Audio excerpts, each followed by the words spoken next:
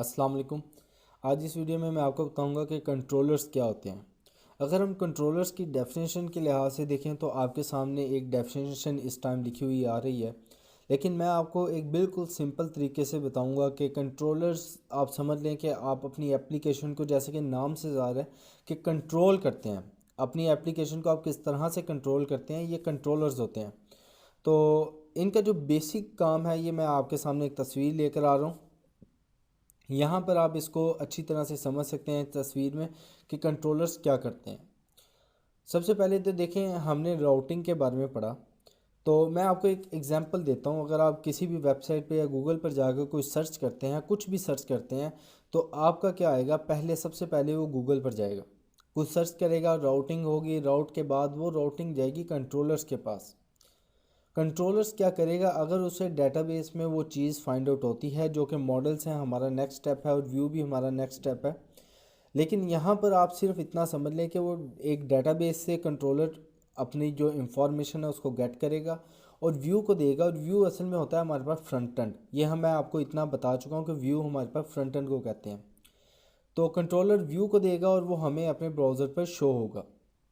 तो ये था कंट्रोलर का काम। Controller as an middle man काम करता है कि फॉर एग्जांपल, जैसा कि मैंने आपको पहले भी बताया था, अगर एक यूज़र कुछ टाइप करता है, वो कंट्रोलर्स को कह रहा है कि मुझे ये चीज़ गेट करके दो। कंट्रोलर्स आगे डेटाबेस के पास जाता है और डेटाबेस से वो चीज़ गेट करके यूज़र को शो करवाता है। अभी आप फ़िलहाल इतना ज़हन में रखें। कंट्रोलर्स की आपके पास सामने डायग्राम भी, हम मॉडल्स और व्यू को आगे जाके डिस्कस करेंगे। तो सबसे पहले तो हम अपने प्रोजेक्ट को रन कर लेते हैं। ये मैंने अपना प्रोजेक्ट ओपन किया हुआ और टर्मिनल ओपन किया हुआ, जो कि है मेरे पास गिट बैश। यहाँ पर आके मैं PWD भी लिख सकता हूँ कि मैं कहाँ पर हूँ, लेकिन जबकि वो मुझे यहाँ शो करा रहा है कि आप व्यू प्रोजेक्ट में इस टाइम है। तो यहाँ पर मैं अगर लिखूँ PHP आर्टिसन सर, तो मेरा जो कंट्रोलर है वो स्टार्ट हो जाएगा। अच्छा, अब यहाँ से मैं एक यहाँ पर प्लस पे क्लिक करूँगा तो मैं इजीली यहाँ पर दूसरा कंट्रोलर, दूसरा अपना गिट बैश ओपन कर सकता हूँ।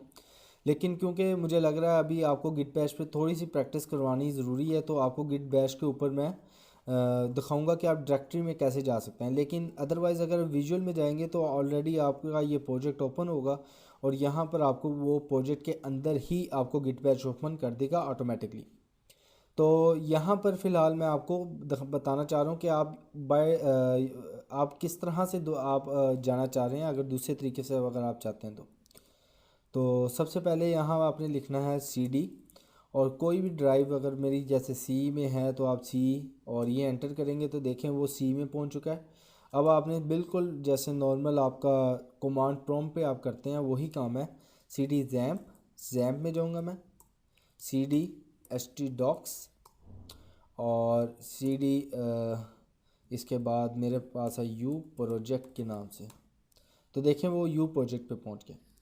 अब आगे जाने से पहले मैं आपको यहाँ पर ये बताने लगा हूँ कि यहाँ पर हमारे पास दो किस्म के कंट्रोलर्स होते हैं। एक को हम रिसोर्स कंट्रोलर कहते हैं और दूसरे को हम आप कह लें बेसिक कंट्रोलर, जैसा कि मैंने नाम दिया हुआ है बेसिक कंट्रोलर, क्योंकि वो बेसिक कंट्रोलर होता है बिल्कुल। तो ये बेसिक कंट्रोलर मैं उसको कह रहा हूँ कि दूसरा कंट्रोलर बेसिक कंट्रोलर है।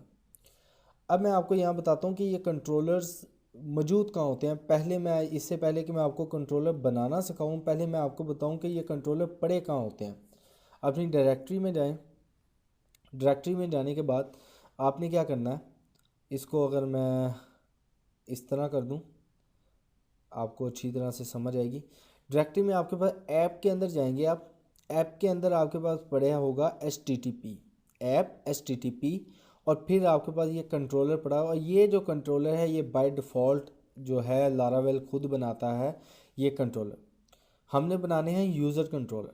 तो यूज़र कंट्रोलर कैसे बनाते हैं ये मैं आपको अभी इस वीडियो में बताता हूँ। लेकिन उससे पहले तो ये देखें कि ये जो है एक्सटेंड हो रहा है, ये इनहेरिटेंस के लिए यूज़ होता है। अगर आपको नहीं पता इनहेरिटेंस क्या है तो मैं इधर वो डिस्क्राइब नहीं करूँगा, वीडियो ज़्यादा लंबी हो जाएगी।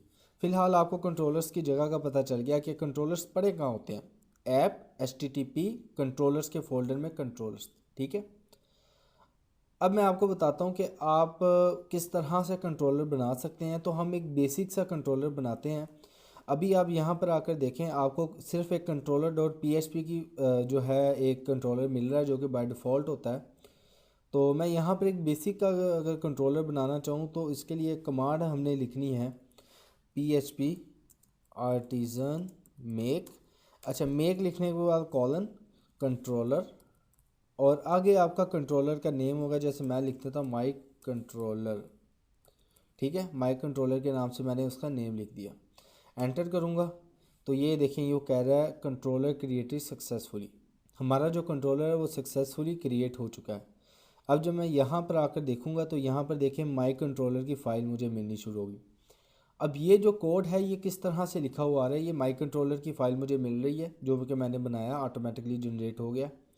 अब यहाँ पर मैं आपको एक चीज़ समझाना चाह रहा हूँ कि किस तरह से ये क्या है। ये अगर आप कहें कि ये कहाँ से लिखा हुआ है तो ये मैं आपको बता दूँ कि ये आर्टिज़न जो हम लिखते हैं, ये यहाँ पर जो हमने आर्टिज़न लिखा, ये PHP आर्टिज़न, ये सारा इसकी बदौलत होता है। जो कोड हमारे पास लिखा हुआ आता है वो आर्टिज़न से होता है। यहाँ पर ये कंट्रोलर नेम है और ये इसकी जो पिछली कमांड है ये वो है। होपफुली आपको यहाँ तक समझ आ गई होगी। अब मैं क्या करता हूँ, मैं इस तरह आएँ और इधर आकर देखें कि हमारा जो कंट्रोलर है माई कंट्रोलर वो बन चुका है। ठीक है, हमारे पास जो माई कंट्रोलर है वो बन चुका है। अब यहाँ पर ये आपके पास एक क्लास बनी हुई है। अगर मैं यहाँ पर एक फंक्शन अपना भी बनाना चाहूँ तो वो मैं बना सकता हूँ। कैसे, चले मैं यहाँ पर आपको बना कर दिखाता हूँ। आपने इसके अंदर आना है और यहाँ पर आकर लिखना है पब्लिक। अच्छा, अगर यहाँ पर मैं पब्लिक ना भी लिखूँ, एक मिनट ज़रा, पब्लिक। अच्छा, यहाँ पर अगर मैं पब्लिक ना भी लिखूँ तो मेरा जो फंक्शन है वो बाय डिफ़ॉल्ट पब्लिक ही होता है, ये याद रखिएगा, फंक्शन। और आगे आपने अपने फंक्शन का नेम लिखना है, जैसे मैं कहता हूँ माई फंक्शन। ठीक है, और ये मैंने एक फ़ंक्शन बना लिया। अब मैं आपको ये बताने जा रहा हूँ कि आप कंट्रोलर्स में दिए हुए फंक्शंस को राउटिंग के ज़रिए किस तरह से एक्सेस कर सकते हैं। राउटिंग के ज़रिए कंट्रोलर्स के जो फंक्शन है उसको आप किस तरह से एक्सेस कर सकते हैं, और दूसरा ये कि आप अपने फंक्शन किस तरह से बना सकते हैं कंट्रोलर में। तो ये मैंने एक फ़ंक्शन बनाया, देखें ये मैंने सिंपल एक फ़ंक्शन बनाया कंट्रोलर में। ठीक है, फंक्शन बनाने के बाद यहाँ पर आप कुछ भी लिख लें, जैसे return hello this is function. ठीक है, ये मैंने लिख दिया दिस इज़ फंक्शन। अब अगर मुझे इस माई कंट्रोलर को एक्सेस करना है तो किस तरह से एक्सेस करूँगा। अपने राउट्स में आए web dot P H P जो है, इसको मैं ज़रा नीचे कर लेता हूँ और यहाँ पर आकर आपने लिखना है बिल्कुल सिंपल सा, जैसे कि मैंने आपको पहले बताया था, ये बिल्कुल वैसे ही है। आपने लिखना है राउट। ठीक है, राउट, और वैसे ही ऊपर जाए गेट, और यूआरएल आप दे लें कोई भी, फॉर एग्ज़ाम्पल मैं देख कहता हूँ कौन के नाम से यूआरएल। और यहाँ पर आपने फिर अब बताना है उस कंट्रोलर का नेम। अब यहाँ पे ज़रा गौर कीजिएगा, आपने बताना है उस कंट्रोलर का नेम जो कि आपने कंट्रोलर बनाया हुआ है। ठीक है, उसका नेम बताना है। यहाँ पर हमारे कंट्रोलर का नेम है माई कंट्रोलर, माई कंट्रोलर। ठीक है, तो यहाँ पर मैं लिखूँगा माई कंट्रोलर और ऐट दी रेट। अब ऐट दी रेट के बाद आपने क्या लिखना है, आपने लिखना है ऐट दी रेट के बाद वो फंक्शन जो मैंने बनाया जो क्या है माई फंक्शन के नाम से। तो यहाँ पर आपने फंक्शन का दे लेना है माई फंक्शन। ठीक है, अब ये मैंने बना लिया, मैंने राउट किया और ये यहाँ पर इसको इसमें लिखना था।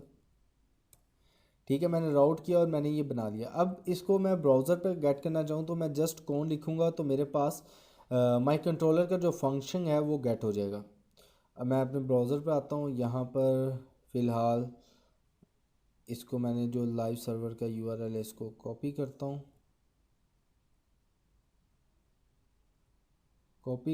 और कॉपी करने के बाद यहाँ मैं पेस्ट कर देता हूँ। देखें, अब यहाँ पर मैंने लिखना है कौन। ठीक है, जो कि यूआरएल मैंने दिया है। तो देखें वो क्या दे रहा है, हेलो दिस इज़ फंक्शन। तो ये था कि आप किस तरह से ये गेट कर सकते हैं हेलो दिस इज़ फंक्शन। अब एक बार फिर मैं आपको रिपीट कर देता हूँ। हमने यहाँ पर एक कंट्रोलर बनाना है। कंट्रोलर होते कहाँ पर है, कंट्रोलर हमारे पास होते हैं ऐप HTTP, और फिर कंट्रोलर्स के फोल्डर में हमारे पास कंट्रोलर होते हैं। दो किस्म के कंट्रोलर होते हैं, बेसिक और रिसोर्स कंट्रोलर। कंट्रोलर बनाने के लिए आपने अपने प्रोजेक्ट के फोल्डर में जाना है, जो भी आपका प्रोजेक्ट का नेम होगा उसके फोल्डर में जाकर आपने लिखना है PHP artisan make colon controller my controller. तो ये आपने लिखेंगे तो आपका कंट्रोलर जो है वो जनरेट हो जाएगा। जैसा कि ये आपके सामने नज़र आ रहा है, ये आपका जनरेट हो जाएगा। जब ये जनरेट होगा तो आपने हमेशा जो फंक्शन बनाना है वो इस क्लास के अंदर ही बनाना है। फॉर एग्ज़ाम्पल अगर मैं आपको कहता हूँ कि यार ये मैं फंक्शन उठा के इस क्लास के बाहर फेंक दूँ, तो वो फाइंड आउट नहीं करेगा। ब्राउज़र पर जाएँ, रिफ़्रेश करें और आपके पास एरर आएगा, वो फाइंड आउट नहीं करेगा। ठीक है, तो इस चीज़ का ख़ास ख्याल रखिएगा कि आपने जो फंक्शन बनाना है वो हमेशा इस क्लास के अंदर बनाना है, इस क्लास के अंदर। ठीक है, इस क्लास के अंदर ही आपने फंक्शन बनाना है। और उस फंक्शन को आप राउटिंग के ज़रिए कैसे गेट करना है, आपने लिखना है राउट, ये स्कोप रेजोल्यूशन ऑपरेटर होता है, आपको पता होगा। गेट और उसके बाद कौन, ये यूआरएल है आपका, और उसके बाद फिर आपने लिखना माई कंट्रोलर @माई फंक्शन। ठीक है, ये माई फंक्शन आपका जो भी फंक्शन बनाया कंट्रोलर में वो है, और माई कंट्रोलर आपका एक कंट्रोलर का नेम है।